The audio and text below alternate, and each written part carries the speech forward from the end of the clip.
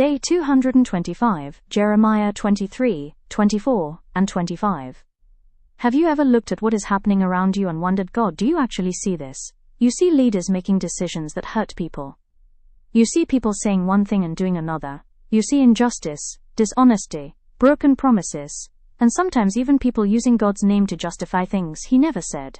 And perhaps on a more personal level, you have wondered, Lord, do you see what I'm going through? Do you see the consequences of someone else's choices? Do you still have a plan when everything feels confusing? One of the biggest messages running through the passages of the day is this: God sees. God knows. God judges what is wrong. And God remains faithful to His people even when everything around them seems to be falling apart. First we read of God speaking against the leaders, the shepherds, who were supposed to care for His people, but instead scattered and neglected them. Woe to the shepherds who are destroying and scattering the sheep of my pasture. That is a sobering picture. The people were not simply struggling because life was difficult. Some of their leaders had failed them. And perhaps that feels surprisingly relevant today. Sometimes the people we trust to guide us disappoint us. It could be a leader, a teacher, a parent, a friend, an employer, or even someone we deeply respected spiritually. But Jeremiah reminds us of something important. God does not confuse human failure with His own faithfulness. People may fail to lead well, but God remains the Good Shepherd. In fact, later in the chapter, God promises to raise up a righteous king who will reign wisely and do what is just and right. And this points us toward hope. Because when human leadership fails, God is still capable of bringing righteous leadership and restoration. But the book of Jeremiah also talks about something else that is incredibly relevant today: false messages. There were prophets claiming to speak for God when God had not sent them. Some were telling people what they wanted to hear. They were essentially saying, everything is fine. Don't worry. Nothing bad is going to happen. But God was saying, in effect, you cannot call something my word simply because it sounds comforting. Let the prophet who has a dream recount the dream, but let the one who has my word speak it faithfully. Not everything inspirational is biblical. Not everything that sounds spiritual comes from God. Not every comforting message is a message from God. Sometimes truth comforts us. And sometimes truth confronts us. But whether it comforts or confronts, God's truth remains truth.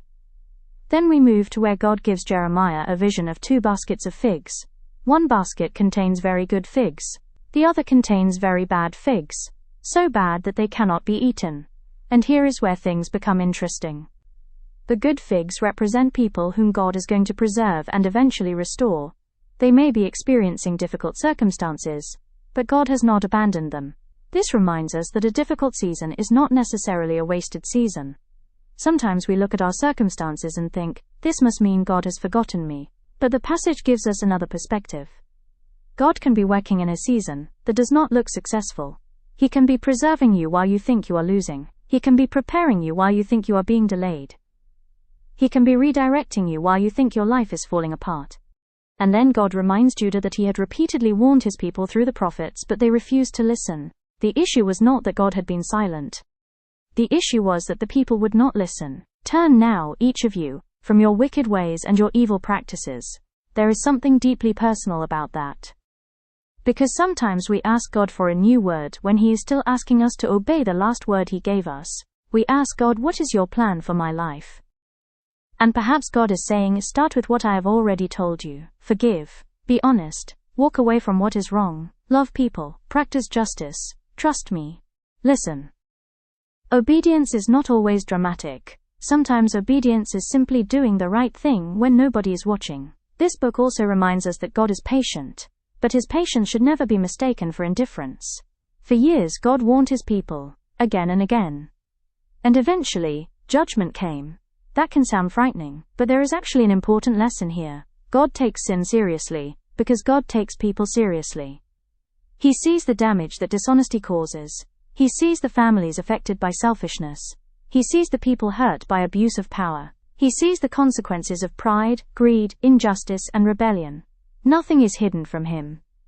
And that brings us back to the question we started with. God, do you see? The answer is unmistakably yes. God sees the brokenness. He sees the falsehood. He sees the injustice. He sees the faithful person trying to do what is right.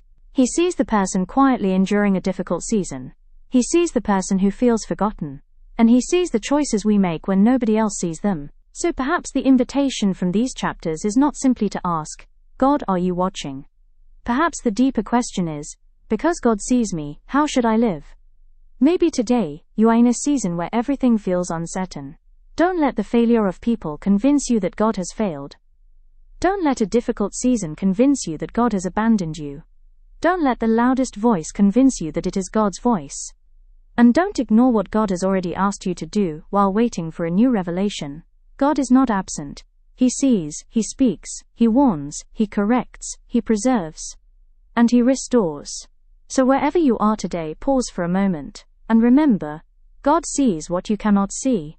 Your responsibility is not to understand everything. Your responsibility is to listen, trust, and remain faithful.